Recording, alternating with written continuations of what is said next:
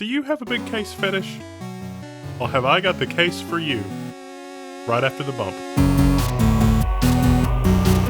Okay, so what we're taking a look at today is the Phanteks Enthoo Primo. It's been out for a while. They contacted us and said, hey, you want to take a look at it? And I was really surprised when we got it in, not just because it's 60 pounds, but because when I actually took it apart, there's a lot of options here. We could probably make an hour-long video about this case because it's so configurable. We don't have time to do that, obviously, so I'm going to try to run through this as quick as I can. But if you don't mind a big case that weighs about 60 pounds, which is insane. So let's unbox this thing and take a look. Out of the box, this case is still massive. This case has some features that are really tough to find. It will support, huge motherboards up to, SSI, EEB. It does support up to 2 power supplies. If you're going to use 2 ATX power supplies, you have to get a bracket that lets you sort of slave one power supply to another, so that when you turn one power supply on, it'll turn the other power supply on, because how your power supply turns on is through your motherboard. And so you don't have 2 motherboards. And so that's a thing. But that's not a big deal. On the top of the case, we've got the reset button, the lighting control button, then we've got 2 USB 2 ports and 2 USB 3 ports. Because this is a premium case, and because motherboards are starting to come with 4 USB 3 ports, I really would have expected to see 4 USB 3 ports on the top, but 2 USB 3 ports and 2 USB 2 ports is not bad. It also has headphone and microphone. At the front, you do have a power button. That's where the power button is, and then there's a little light next to that for the hard drive. At the front, we've got sort of this really cool textured finish, textured front. The front door covers 5 5¼ inch bays. It is magnetically sealed, and it does have a satisfying sort of thunk sound when you close it. The front is removable so that you can get at a dust filter, although you really have to bear down on it to get it to release. There's 2 little eject symbols on its stickers. You can remove those if you want. When you push down on it, it will release, and then you've got a dust filter and your 2 front fans. Now these 2 front fans are lighted, and they can be controlled with the light on-off button on the top of the case. The Primo includes one 140mm fan on top, 2 140mm LED fans in the front, 140mm fan in the rear, and 140mm fan on the bottom.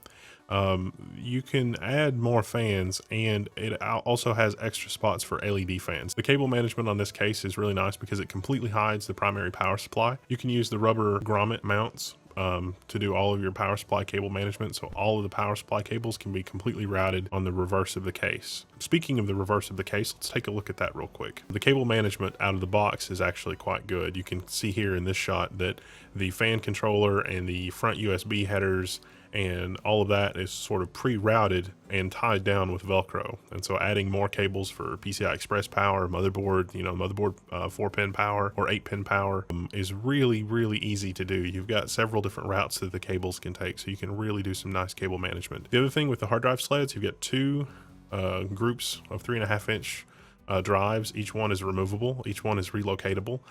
There's also an extra bracket that this comes with that allows you to install a radiator in the side, or just extra fans if you want. You do have to relocate or remove the 3.5-inch drives in order to make that work. Now the cable management for the motherboard, when you're connecting cables to the front edge of the motherboard, it does have this really awesome cable guard that basically covers the front edge of the motherboard. The problem is if you get a longer graphics card, it's going to be a little more problematic to use. Now the metal part of that does have a cutout, and so you can use a longer graphics card. Here we're using an MSI 960 just kind of as a test fit so that you can see. And because the metal has the cutout, we can actually use that graphics card no problem. But we did have to take off the piece of black plastic in order to do that.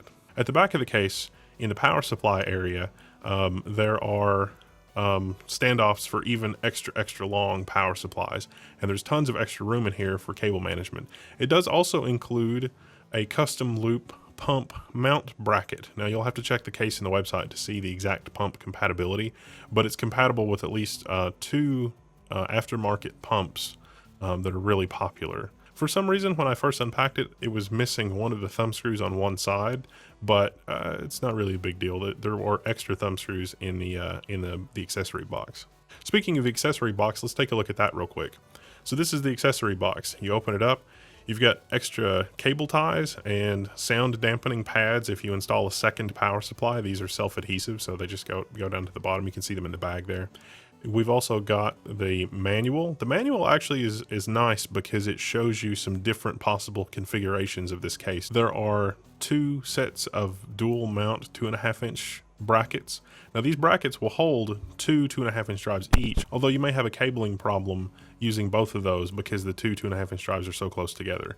You can also relocate one of these brackets to be in the motherboard area instead of this area if you need to. At the bottom of the case, it has 2 snap-in dust filters, and so they come out from the side. You just push the button to release it, and then the dust filters slide out. Now in terms of drives, you've got the 2 3.5-inch drive cages. Those will hold 3 drives each. That gives you a total of 6 3.5-inch drives. You can also mount 2.5-inch drives there if you want on the 3.5-inch brackets. On the cable management side panel, there's also a magnetic dust filter for the power supply. The included fans are 1200 RPM plus or minus 250 RPM. They are 82.1 CFM. Their static pressure is 1.3 millimeter, and their acoustic noise is 19 dB. Since this case has been out for a while, I looked around online. I really found some interesting things. There are a ton of really interesting builds out there. And so what I want you to do is go to the website and check out the article and check out the builds with this. If you are going to do a custom loop water cooler and you don't want an absolutely unwieldy huge case, because I've seen those, this case is not bad. This is a full tower case and it is huge and it is going to weigh a lot, but it's not bad. And really, I don't think I've seen a more flexible case in terms of the stuff that you can do with it.